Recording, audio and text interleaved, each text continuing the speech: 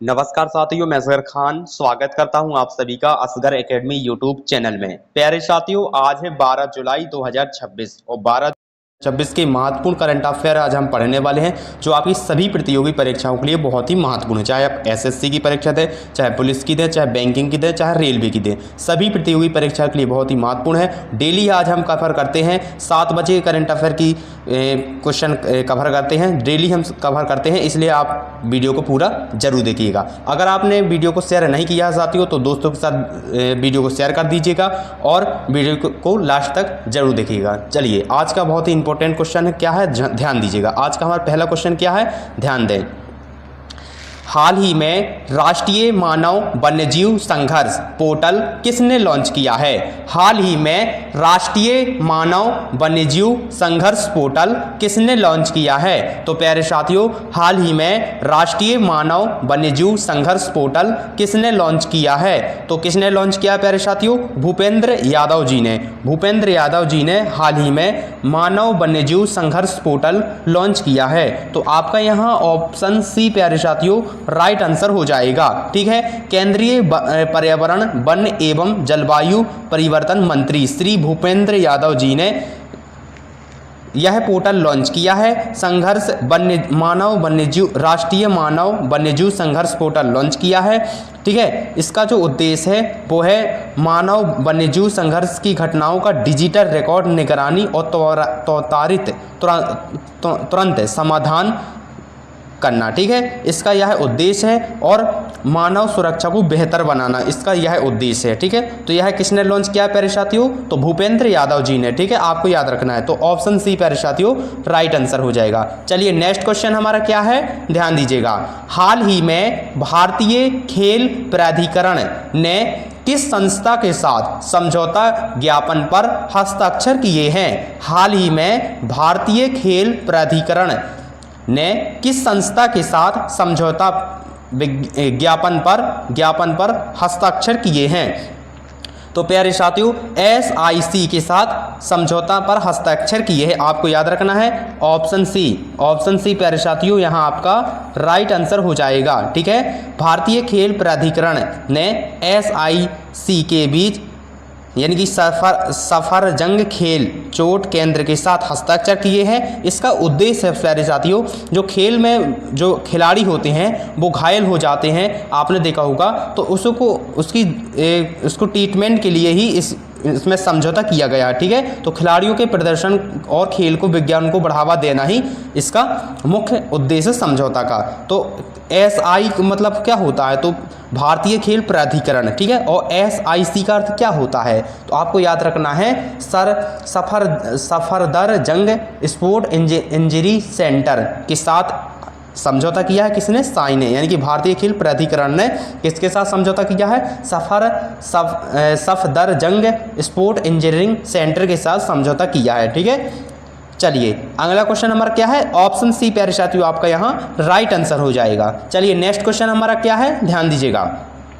हाल ही में इसरो ने कौन सा नया ऐप लॉन्च किया है? हाल ही में इसरो ने कौन सा नया ऐप लॉन्च किया है? तो प्यारे साथियों, हाल ही में इसरो ने नव मित्र लॉन्च किया है। कौन सा ऐप्स लॉन्च किया है प्यारे साथियों? नव मित्र ऐप लॉन्च किया है। ऑप्शन सी प्यारे साथियों राइट आंसर हो जाएगा। ठीक है, नव मित्र ऐप लॉन्च किया है इसरो द्वारा, यानी कि भारतीय अंतरिक्ष अनुसंधान संगठन के द्वारा। ऐप का नाम है नव मित्र ऐप। ठीक है, इसका उद्देश्य क्या है? तो अंतरिक्ष एवं मौसमी संबंधी जानकारी को आम नागरिक तक सफलतापूर्वक पहुंचाना। ठीक है, नव मित्र नाम का एक ऐप लॉन्च किया है इसरो ने। इसका जो उद्देश्य है वो है आम नागरिक तक अंतरिक्ष एवं मौसमी संबंधी जानकारी को आम नागरिक तक सफलतापूर्वक पहुंचाना। ठीक है, इसको किसने लॉन्च किया? तो इसरो ने किया है, यानी कि भारतीय अंतरिक्ष अनुसंधान संगठन द्वारा यह ऐप लॉन्च किया गया है। ठीक है, आपको याद रखना है, आपकी परीक्षा में पूछा जा सकता है, क्योंकि इसरो से संबंधित हमेशा एक क्वेश्चन आपकी परीक्षा में पूछा जाएगा, इसलिए याद रखें। तो ऑप्शन सी प्यारे साथियों राइट आंसर हो जाएगा। चलिए, नेक्स्ट क्वेश्चन हमारा क्या है, ध्यान दीजिएगा। हाल ही में भारतीय रेल ने रायपुर में 250 इलेक्ट्रॉनिक लोकोमोटिव के लिए कितने करोड़ रुपए की परियोजना को मंजूरी दी है? हाल ही में भारतीय रेल ने रायपुर में 250 इलेक्ट्रॉनिक लोकोमोटिव के लिए कितने करोड़ रुपए की परियोजना को मंजूरी दी है? तो प्यारे साथियों, कितने करोड़ रुपए की परियोजना को मंजूरी दी है?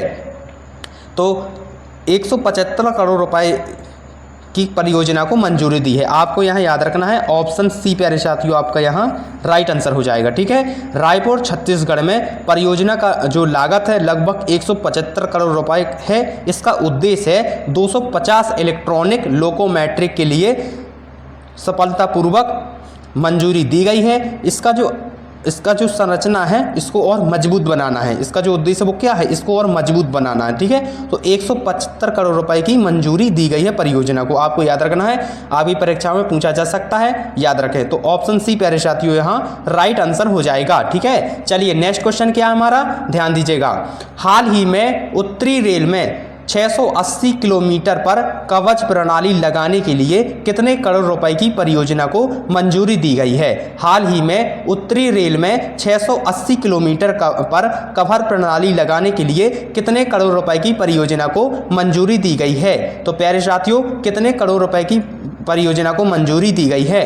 तो 206 करोड़ रुपए की परियोजना को मंजूरी दी गई है उत्तरी रेल में। आपको याद रखना है, उत्तरी रेल में 680 किलोमीटर पर कवच प्रणाली लगाने के लिए कितने करोड़ रुपए की परियोजना को मंजूरी दी गई है? तो 206 करोड़ रुपए की परियोजना को मंजूरी दी गई है। आपको इतना याद रखना है, याद रखें। ठीक है, तो उत्तरी रेलवे में आपको याद रखना है, और कितना कवरेज में 680 किलोमीटर पर कवच प्रणाली लगाने के लिए 206 करोड़ रुपए की परियोजना को मंजूरी दी गई है। आपको याद रखना है उत्तरी रेल में। ठीक है, आपकी परीक्षाओं में पूछा जा सकता है। अगर आप रेलवे की परीक्षा देंगे तो ये क्वेश्चन आपकी परीक्षाओं में जरूर आएगा, पूछा जाएगा। ठीक है, तो आपका यहाँ ऑप्शन बी प्यारे साथियों राइट आंसर हो जाएगा, याद रखें। ठीक है, चलिए नेक्स्ट क्वेश्चन क्या हमारा, ध्यान दीजिएगा। हाल ही में CSIR ने किस देश के बौद्धिक संपदा कार्यालय के साथ समझौता MOU पर हस्ताक्षर किए हैं? ठीक है, हाल ही में CSIR ने किस देश के बौद्धिक संपदा कार्यालय के साथ समझौता MOU पर हस्ताक्षर किए हैं? तो किस देश के साथ हस्ताक्षर किए हैं प्यारे साथियों? तो ऑस्ट्रेलिया। आपको याद रखना है ऑस्ट्रेलिया। ठीक है, ऑप्शन बी आपका यहाँ राइट आंसर हो जाएगा। CSIR यानी कि वैज्ञानिक और औद्योगिक अनुसंधान परिषद है। CISI का पूरा फुल फॉर्म क्या है?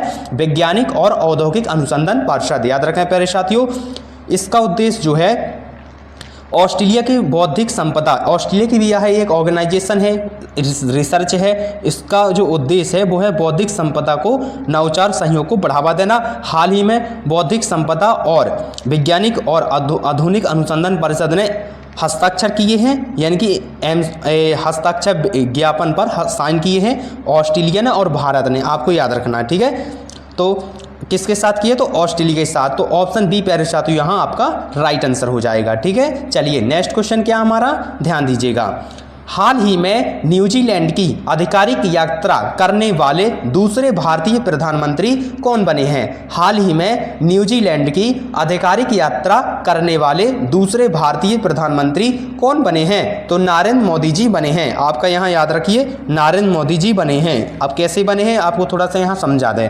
ठीक है, तो पहले जो भारतीय प्रधानमंत्री थे न्यूजीलैंड की आधिकारिक यात्रा करने वाले वो कौन थे? राजीव गांधी थी। उन्होंने 1986 में दौरा करने वाले पहले भारतीय प्रधानमंत्री थे। इसके पहले और भी किए हैं, जवाहरलाल नेहरू ने भी की है यात्रा और इंदिरा गांधी ने भी की है यात्रा, लेकिन 40 साल यात्रा करने वाले वो पहले राजीव गांधी बने, 40 साल आधिकारिक यात्रा करने वाले, और फिर 40 बार फिर से आधिकारिक यात्रा करने वाले नरेंद्र मोदी जी बन गए। तो दूसरे आधिकारिक यात्रा करने वाले दूसरे प्रधानमंत्री नरेंद्र मोदी जी बन गए हैं। ठीक है, इसका मतलब ये नहीं है कि दूसरी बार नरेंद्र मोदी जी ने यहाँ आधिकारिक यात्रा की है, ऐसा नहीं है। पहली तो जवाहरलाल नेहरू ने भी यात्रा की है, इंदिरा गांधी जी ने भी यात्रा की है, लेकिन 40 साल बाद यात्रा जो आधिकारिक करने वाले हैं वो राजीव गांधी जी पहले प्रधानमंत्री बने हैं, और 40 साल बाद दोबारा यात्रा करने वाले आधिकारिक यात्रा करने वाले नरेंद्र मोदी दूसरे भारतीय प्रधानमंत्री बन गए हैं। तो आपको इतना याद रखना है। ठीक है, तो प्यारे साथियों आपका यहाँ ऑप्शन सी प्यारे साथियों राइट आंसर हो जाएगा।